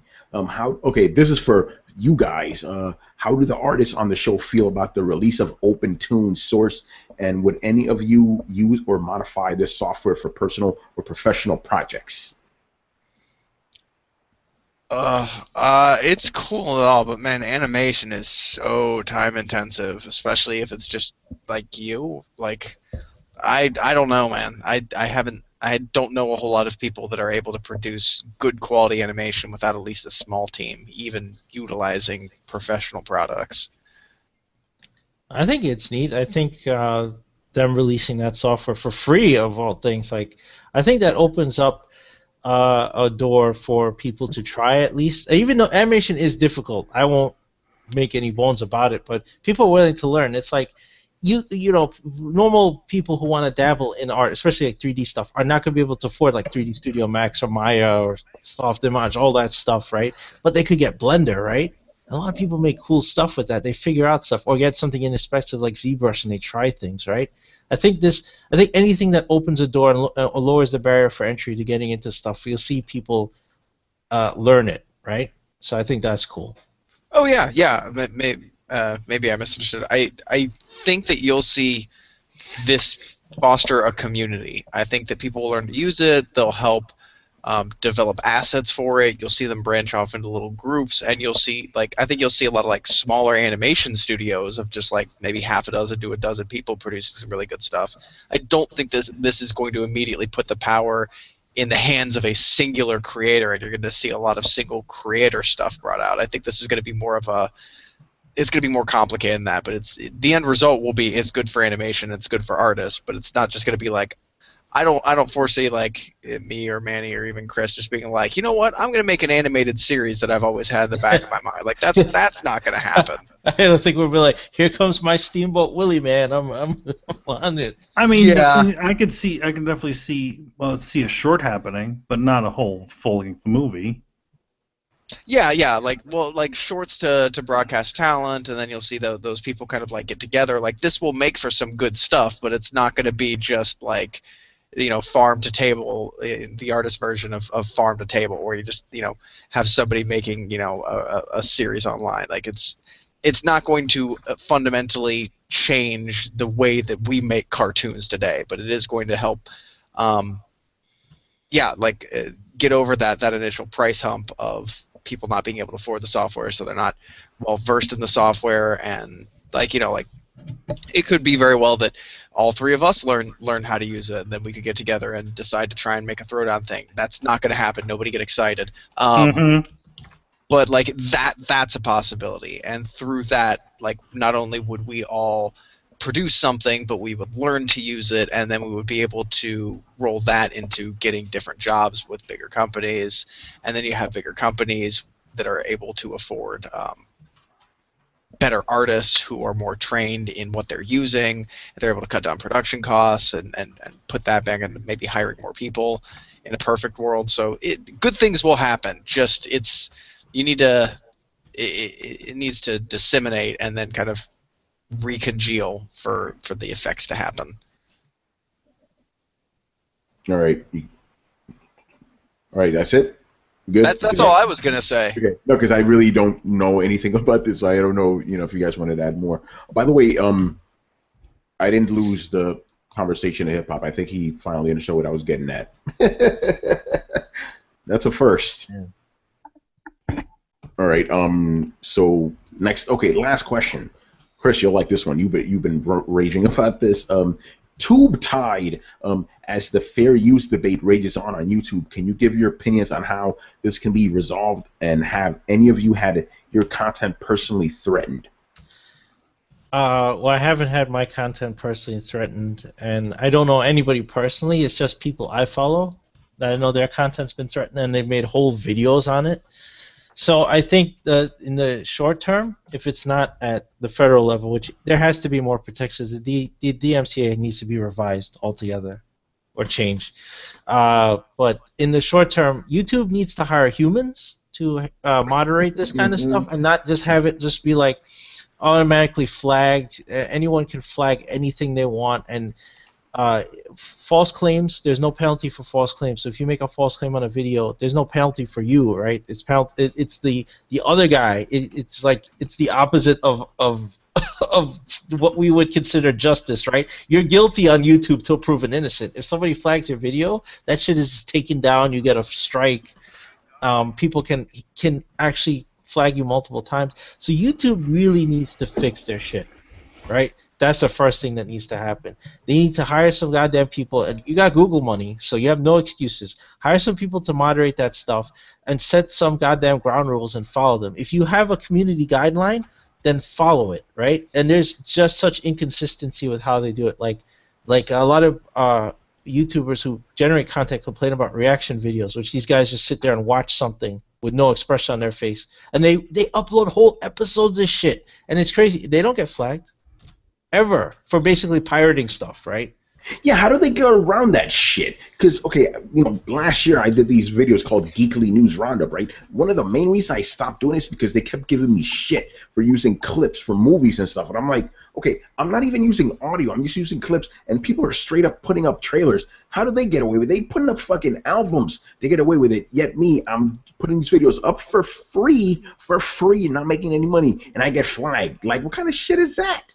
So it's totally fucked up. That's part of the reason why I gave that shit up. It's like, this is stupid, Even that's, I don't know how the hell I got away with putting that little clip of Spider-Man in there when I did my little impressions of that shit, Like, it's crazy. I totally agree with you, dude. It's like, get actual people to look this shit over. I don't know how you're going to do it with, like, millions and millions of fucking videos, but it should be, you're right. The whole thing is, it's guilty, until you're proven innocent, basically. It's like, that's not the way it should be, man, especially since I'm pretty sure most people out there aren't trying to be nefarious. I know there are people who are being nefarious. Basically, it's a case of somebody fucked it up for everybody else, because some people up there loading fucking movies and shit, stuff you shouldn't be doing. But little clips and stuff while I'm talking over it, you shouldn't flag that, man. I'm not making any money off of that shit. It's fucking stupid, So yeah. So how do they plan to resolve this or whatever? I know Manny, your boy, was talking about this. The critic guy, the nostalgia critic, yeah. I mean, Right. it's just exactly what Chris was saying, where it's essentially, instead of having machines trying to deciding what's, and just flagging you automatically, that there is actually a person that goes in there, or a bunch of people that go in there and actually look at these sorts of things. It's also very difficult to get one of these flags on your account removed. Yeah. So they can pull down your content. It just automatically pulls down your content, and then you have to submit a report. But a lot of times you submit the report and it doesn't happen right away. So it's like, well, why doesn't somebody look this over? So yeah. Yeah. And it all does it based on on the images or frames of the image, stuff like that. It's really messed up. And you know there are situations where people are getting flagged for just mentioning or calling the video Spider-Man or Batman or something like that, and that's not right. They're weaponizing censorship for bullshit purposes is what it boils down to. Yeah, basically. You know. All right. And last up, Mr. Subgata. He hasn't asked us stuff in a while. Manny, I saw you and him talking on Twitter earlier. Mr. Gata. Mr. Subgata, who also designed the Otanime logo for us. So thank you for that. Okay, his first question. What game do you play no matter how many times you have beaten it over and over and over again? I don't have one of those anymore. You know, I kind of played my games a couple of times and move on. You know, back in the day, it used to be like Street Fighter or something like that. You know, constantly the original Tomb Raider, played that shit all the time. You know, stuff like that. Metal Gear Solid 3, I played that a ton of times. But yeah, again, back in the days, I don't really have time for that anymore, which sucks because there are some games that I kind of, that's why it was fun playing Gears of War so many times. I'm like, yeah, I like doing this shit. Just playing a game over and over and over again because it's fun. But you don't really have time for that anymore. What about you guys? Yeah, I'd agree with that. I'd say back in the day, I used to play like Streets of Rage over and over again, Final Fight. Yes. Yeah, those type of games. You just get into it, just go through it. I used to play Doom over and over again. Yes. A lot of early shooters used to play, just beginning to end. I actually beat Doom the other day because I played it like crazy on 32X, but I actually played on PC. Finally beat it, man. Game is just fun. I want to go back and play it again. It's Doom. Doom is the shit. What about you guys? It used to be Lost Planet 2 and Need for Speed Most Wanted. Brian, come on now. Warframe just skipped to the end. I've actually been just slowing down like crazy on Warframe recently. Only 100 hours this week, I actually don't know. I could actually check for you, but yeah. Yeah, it used to be those two games, but then I think I lost my Lost Planet 2 disc somehow during some sort of transition. And Need for Speed Most Wanted just vanished off the face of the earth, so that made me sad. But now it's mostly Warframe, but even that, I'm just starting to get a bit tired of the bullshit. So, yeah. Manny? What was that again? What games have you played and can play over and over and over and over again? Don't usually. I mean, I've played Metal Gear games over, just to kind of get the things, complete them. Like I did it with the HD remaster, but I don't have very many games that I play over and over and over again. Usually, when I'm done, and that's it. I don't usually go back. Only time I'll ever go back is if I'm playing like an HD remaster, but I don't have many HD remasters anymore. And I mean, I did have the Shadow of the Colossus and the Ico, whatever you want to call it, collection. I played it a little bit, and I kind of didn't go back because I already kind of beat the hell out of that game the first time. So yeah, left, right, and crooked, as you say. Exactly. I play for keeps. Once it's done, it's done. Right, Brett. I kind of have the same answer. I don't play a whole lot of games over and over again. Fallout. Dark Souls, I'll play those repeatedly. Trying to think. I could give you a bunch of games that I've played from back in the day, but I feel like we're hitting critical mass in the old man answers, so I'm going to go ahead and back in my day, I used to roll a stick with a hoop for hours on end. As long as we're not yelling at clouds, it's okay, Yeah, but eventually we have 3 more years before those references start going over people's heads. So. Oh man, well fuck them. I'm still gonna make my old references. Kiss my ass, you young Back bastard. in the day, before you were a gleam in your daddy's eye, I played a game called Contra. What now? Oh man. Oh man. All right. I guess that's it. So moving on to the next question here. What's the most rare gaming item / game you have in your possession? I'll answer later. I have my answer. Manny, would you have anything special to do? Special? I mean, I have a lot of rare gaming items.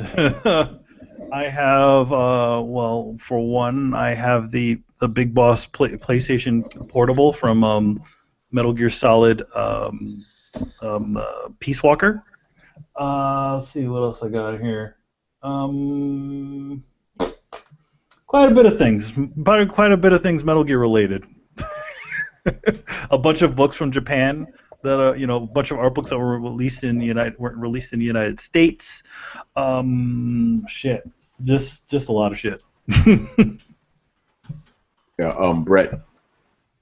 I would probably say that's my gold NES Zelda cartridge. Oh, nice. Chris.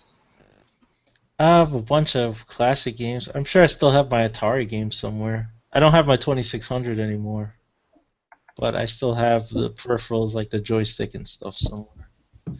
I don't know if that's rare though. What kind is rare? Brian. I guess my SNES, since like I'm not dinosaurs like you guys. Is that what you guys called it over there? SNES. That's what it was. Super NES. Interesting. SNES. SNES. SNES. Yeah. Yeah. Since I'm not like dinosaurs like these guys, so like, that's all I really have. I got my Atari. Yeah. Yeah, for me, I wish I had it in its original packaging. I have Panzer Dragoon Saga for the Sega Saturn. That shit sells out really high on eBay, And here's the thing about it: Sega somehow lost the source code for it. This is why you haven't seen a remaster or anything, So yeah, that's probably the rarest thing, man. I remember that game was fucking rare when I bought it, So now it's even more rare. Because Sega, when the Saturn was getting killed off, they made just a limited amount of copies of that and Burning Rangers. I don't know if you guys remember that game. So I didn't really care about Burning Rangers, but Panzer Dragoon, because I already loved the other Panzer Dragoon games. I bought that shit. So that's probably the coolest thing in my collection. But I have a bunch of old games too, but that one for sure. All right. And the last question by Mr. Subgata.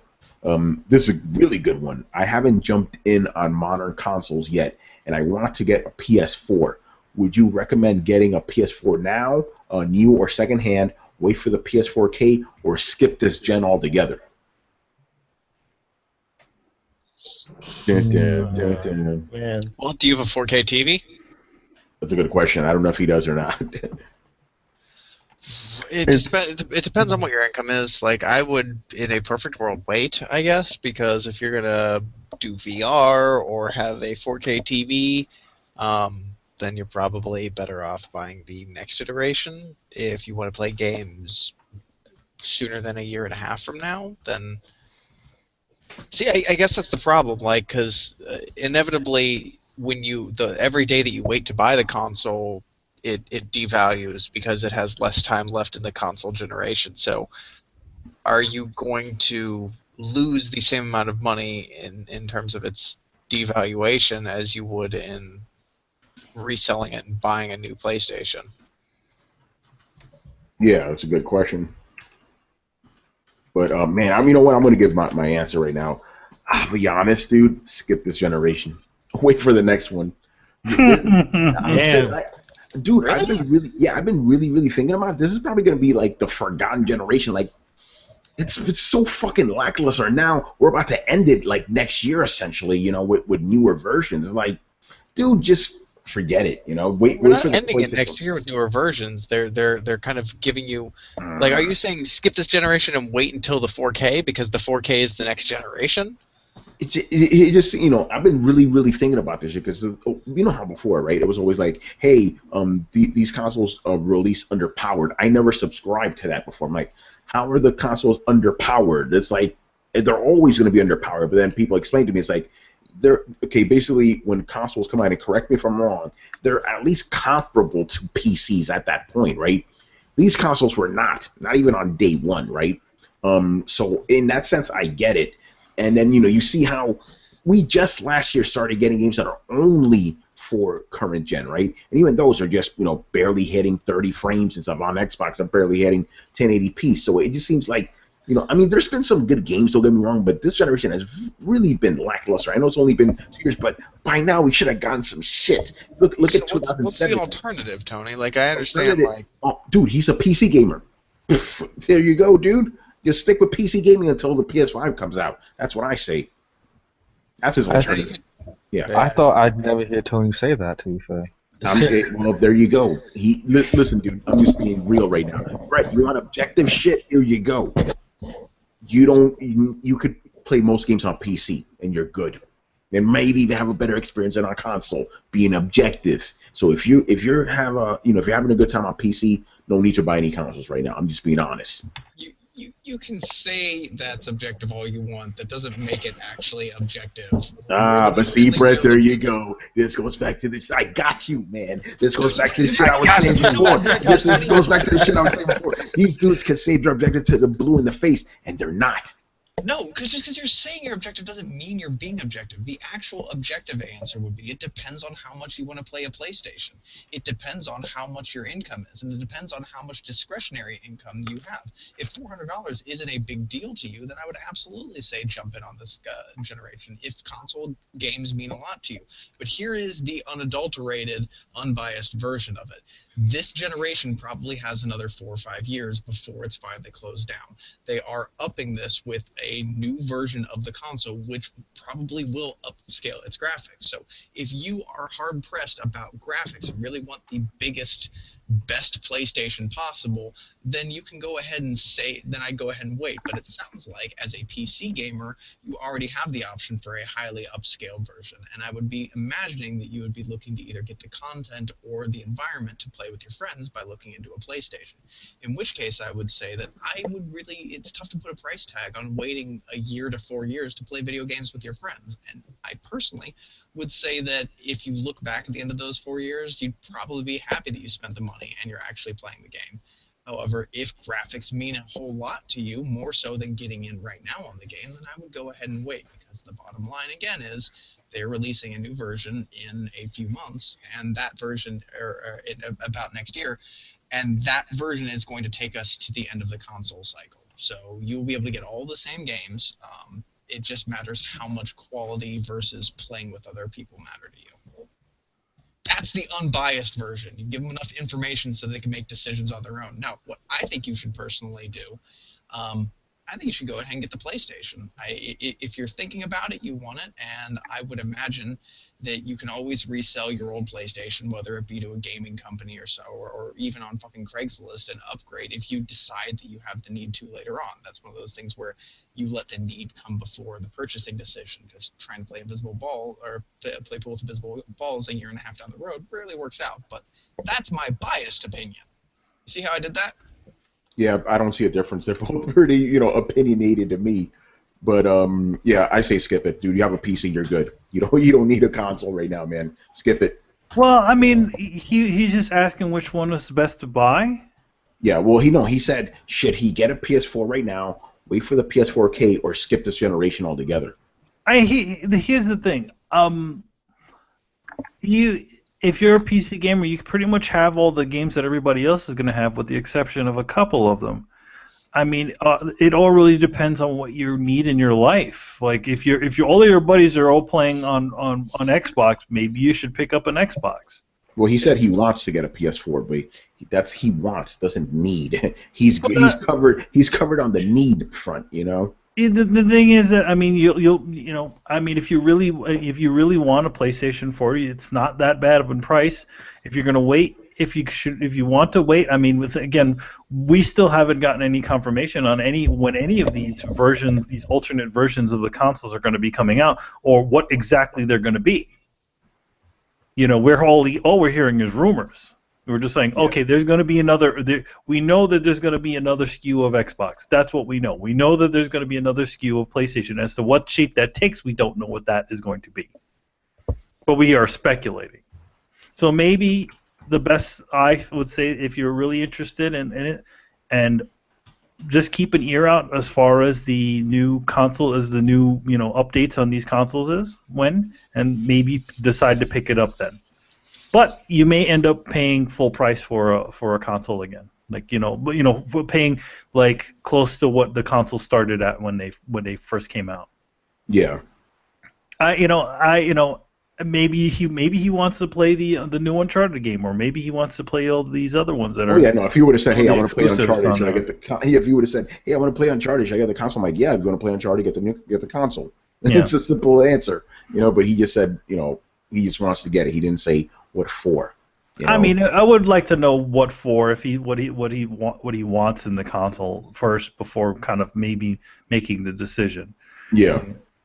So I know he's more of a Japanese-based guy, but now all those games are coming to the PC, so he's probably good, Yeah.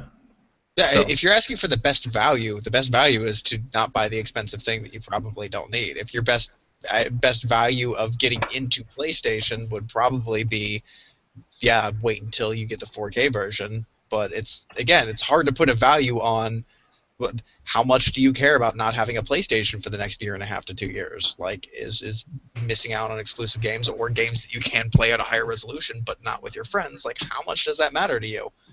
I'm gonna turn the heater on. Yeah, this thing is. Anyway, I'll tell you guys after who answered all this round. Chris, what do you say? Chris, I guess he's busy. Brian. Oh no, I was muted. Sorry. Okay, go ahead. I'd say if you have a good reason to jump in now, like if you want to play stuff with friends, like if you want to get in on Dark Souls 3 with buddies, or if you have a reason, like that's why I wanted PS4, right? I wanted to play with my friends. I wanted to play certain games. That's why I got PS4. So if you have that incentive, I'd say make that investment. If you don't have the incentive, you just want to try it, then I'd say just wait. Just wait. Like there's Tony says plenty of stuff on PC. You could wait to the 4K version, or better yet, like I think that's a waste. Just wait till the next gen. If you don't have a good reason to jump in now, then just wait. Brian? Yeah, pretty much agrees with most people here. Unless there's like a die-hard reason as to like want to get a PS4, so like there's some game that you really want to play, then just go get it now. If there's some games that you want to play like down the road, then I don't see the point in getting a PS4 now. Just wait until like the PS4K, since that will be the better value, since that will last longer. Otherwise, then just stick to what you have, to be fair. All right. An update on the drama with Hip Hop Gamer on Twitter right now, people. So our boy Broken Games AG jumped in, and he's trying to tell us like, yeah, the game was only beaten in an hour and a half because of glitches and shit like that, going through walls, And then he used the same article from my site to where it's like basically the whole thing started when I tweeted out a post that we did on Geek.com about how the game was beaten in an hour and a half. But in that same post, it goes on to say Dark Souls is going to give you many hours of enjoyment, with veteran players saying their first playthrough for a review lasted between 37 and 76 hours. But Hip Hop is trying to say, since it can be beaten in an hour and a half, that people need to take that into account, ignoring the fact that it's a speed run. Manny, you're muted. And not the fact that it was done in a speed run. So it's like, but the thing is, that if we look at the speed run, I'm sure it's not something that's easy to do. Of course not. And this coming from the guy who wants to play his games on easy. Shut up, man. Oh no, but when you're exploiting game flaws and glitches and when you exploit the game to beat it like that, that's not a real playthrough, right? Yeah. These guys are just trying to get to the end. Any means necessary. It's not even just skipping bosses and running past it. He's finding shortcuts and broken code to get through the game. That's not a real playthrough, right? I don't consider speedruns like that, especially speedruns that do that. I don't consider them real playthroughs at all. It's a real speedrun where you do everything that you're supposed to do in the game, or do the things that that get you to the ending, without glitching out the fucking game. Yes. That's impressive. Yeah. So that's no fault of From Software stuff. If you play the normal game, I'm sure it takes a substantial amount of time. But Look, this man. guy found out how to go through a wall using some kind of weird fucking exploit. That's not a real playthrough. Yeah, if we have Hip Hop on, I'm going to ask him this. Like, what do you have against Dark Souls? Because it's obvious to me you're trying to find ammo, any little ammo against the game. Weird. It's weird. It's either the game is too hard or the game is too short. Come on, man. Now you're just splitting hairs. That's a Brett one. Yeah. It's called semantics, and we're going to use the $10 version of it. Yes. Oh man, so it's funny to me. It's like, dude, you're obviously looking for something wrong with the game. He obviously has something. He has a big problem with the series in the game, and he's just exactly. He's just looking for little nitpicks to kind of rag on the game. Yo, man, whatever happened to not talking smack about developers? What is it? Just because these guys are Japanese, it's okay? Oh shit, man, he's bringing it into that level. I call a spade a spade. Yeah, come on, man. Because this happens to a lot of Japanese games. Where Westerners, at least from what I can see, a lot of Westerners rag on Japanese games a little harder than they do Western games. Okay, I think this game is special, and I've Brett, can I just jump in really quickly just before you make your point, because I know what point you're going to make, but I need to make it. Yeah. We all know I love Dragon's Dogma, and I followed Hip Hop Gamer, and he did have a problem with Dragon's Dogma's difficulty setting until they added in an easy mode, and then he was much happier with Dragon's Dogma as a whole. So just keep that in the back of your mind. Go on, Brett. Okay, I've avoided saying this because it sounds inflammatory, and Hip Hop, I love you, man. This is not meant to be a jab, but that being said, here goes. Uh-oh.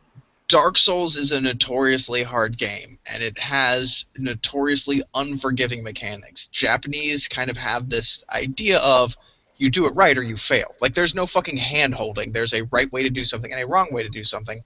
And if you don't figure that out, then you fail the game, or the game punishes you.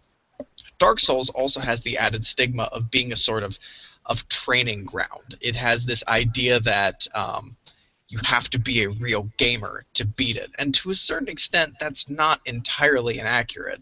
However, the byproduct of this comes with a sort of egocentricity that is not super palatable to the people who don't often play these games. So the end result is that somebody like Hip Hop tries to play this game, maybe not for him, and then hears a chorus around him of, oh, this is a game for real gamers, which leads a heavy implication that unless he is good at this game or likes this game, that he is some sort of subpar gamer, or doesn't pass the qualifying test for the hardcore badge, or whatever have you.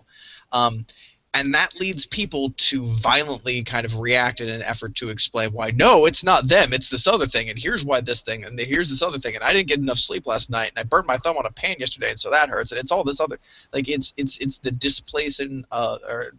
displacing responsibility. And this is all because the idea of being a gamer has become so tied to the Soul series as this sort of like obstacle course proving grounds. And it's a shot to the fucking ego to have somebody say, this is where you go to prove yourself as a real gamer, and being a game reviewer not being able to accomplish such tasks, that has to hurt, and that has to be a little embarrassing to the people calling you out on it. And so your first reaction is to say, why, no, it's not you, it's the game. It's the same reason why when you're losing at Street Fighter, you're like, your controller's broken. Like, no, it's not the controller, dude. It's not. It's not the latency on the TV. It's not the fact that you didn't get your Hot Pocket this afternoon. It's just the fact that Ryu just gets his ass handed to him by Dulcian. And I'm sorry that it happens time and time again, but that's just how it's going to be. I mean, I don't. What is the old saying? It's like, his skills were superior to mine, said no gamer ever. Exactly. Go ahead, man. Yeah, I just find it. I can't believe that he's just at the point, and it's just where he's just looking for these sorts of little nitpicks. When then at the same point, that game is not made for you, man, and you just have to kind of accept it. It's okay. Basically. Well, we're gonna have every single time we're gonna have this thing with hip hop about this game. It's gonna be a repeat of Shots Fired to the episode that we did, Shots Fired or whatever. Well, we'll have them on. Yo, man, all I gotta say is, man, you should observe the same sort of tactfulness with every single game. Don't just be playing out like, oh, yo, man, this game sucks because of this and that. Why is that game the only game that sucks? Because it's hard. Because you can't play it? Well, I'm curious how often he's called out speedruns as actual runtime of a game. Yeah. Because if you're going to do that now... I've been following this man's career for, like, ever since I got into it. He's never did that ever. No. Right, so that's not right to do it now. Especially with an exploit speedrun. Well, what about... Especially if you want consistency, brother. What about... There are speedruns from Uncharted, and there are speedruns that use those sorts of things. So if we're going to say that Uncharted can be... I don't know what the speedrun time on that is, but you can probably cut down the speed of any of the Uncharted games finding any glitches and exploits. Does that mean it's the actual length of the game? No. Of course not. It's a speedrun. Speedruns don't count, Anyway, so that's that. We'll see how this unfolds. One last thing, post-show shit. Check out the latest quarterly report that's coming out tomorrow. It has two certain gentlemen from this show on. One of them looks a lot like me, and one of them sounds a lot like Brian. So yeah, that was a fun episode that Brian and I were on. We're there with Charles and Gary and stuff, talking about the best games and the worst games of the past quarter. So good stuff. I think that's replacing the co-op this week. So in lieu of co-op, you're gonna get that instead, which was a really fun show. So you guys will dig it. So that's that. So let's wrap this shit up. Thank you for watching and listening. Leave us your questions in the comment section on the Coalition or on YouTube. You can answer them on next week's show. Make sure to follow the Coalition at thecoalition.com. Also help support the site by donating to our Patreon page. Subscribe to Throwdown on SoundCloud, iTunes, and YouTube. Don't forget to follow us on Facebook and on Twitter at Throwdown Show. Links, as always, are available in the description below. Once again, our show is Tony Polanco. Tonight, I was joined by Emilio Lopez. Yo, man, you gotta be fair and balanced. You can't be dissing every game. Chris Seeley. Hey, good night, everyone. Brett Murdoch. It's 9 days. 9 days until I am broken on the wheel of Dark Souls, and I am so excited. And Brian Manjoma. Announced to the One Reborn. And what's up with those amygdalas with the lasers? Oh man, we're gonna talk about that. Oh man, I mean, what the fuck? I know exactly what you're talking about. I know, me too. But, all right, guys, later. Deuces. Later, people.